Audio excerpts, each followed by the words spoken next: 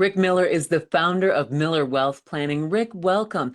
What can you tell us about the state of long-term care preparation by most Americans?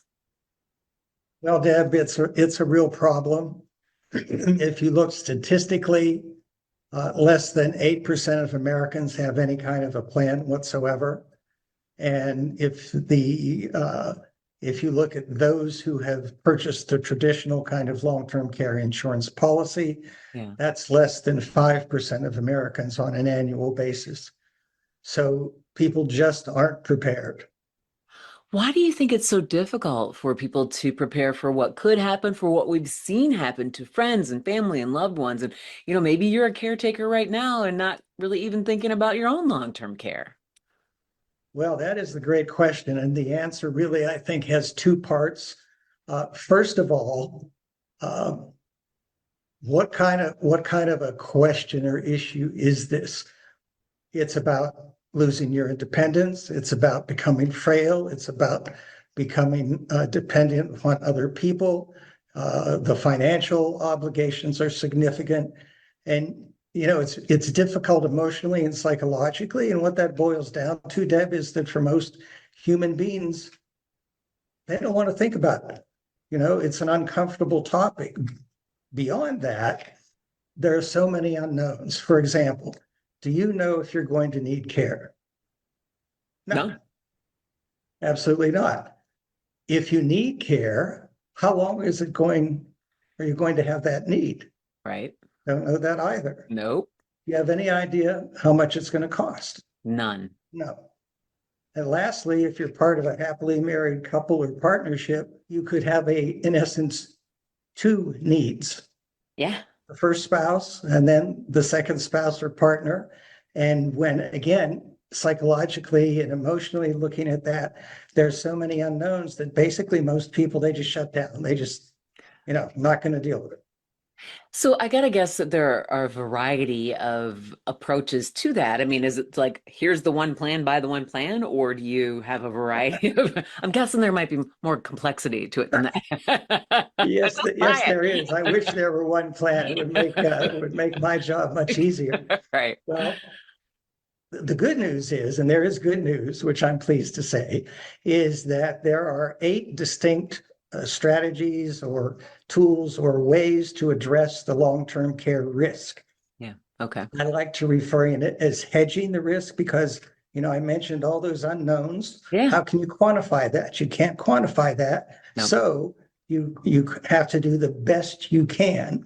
So there are things like, of course, the traditional long-term care insurance plan, Yeah. and that has its issues as well, Mm. in that the only thing that really is guaranteed is the insurance company is going to um, most likely raise your premiums over the years. Oh, Now, as you might expect, my wife and I, my wife was a school teacher and administrator, and I've been doing this for 27 years. We've had a policy, traditional policy, for a very long period of time. And let's see, it's probably 35 years at this point, and everything was just fine until about 5 years ago. We got a note saying, Rick and Allison, thank you so much for being great clients. Oh, by the way, your premium is going up 77% this year, one stroke. Okay. And for me as a fiduciary advisor, Deb, that makes it difficult for me to recommend a product where there's no certainty. wow. So Wow. beyond that, Yeah. most veterans do not know that there is a VA program that can give them tax-free long-term care assistance. Okay. There are annuities, life insurance, hybrid versions of those things that if you have assets, certainly you're going to be able to potentially use them.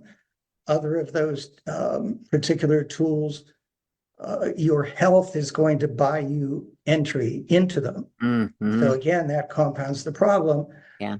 The older and older you get, the more closer you get to that risk. Okay, now I'm going to take care of it. Well, maybe you don't qualify, on a health basis. Yeah. So, but Yeah. again, there's good news because some of these particular tools and strategies do not have a health component. Um, This, there's a tool, for example, such as the reverse mortgage. yeah, yeah, yeah. And that's a tool that has a lot of misinformation about it. Okay. If we think back to 2008 during the mortgage crash, Hmm. there were in the United States probably 50 to 100 different reverse mortgage plans. Yeah. Those were all wiped out.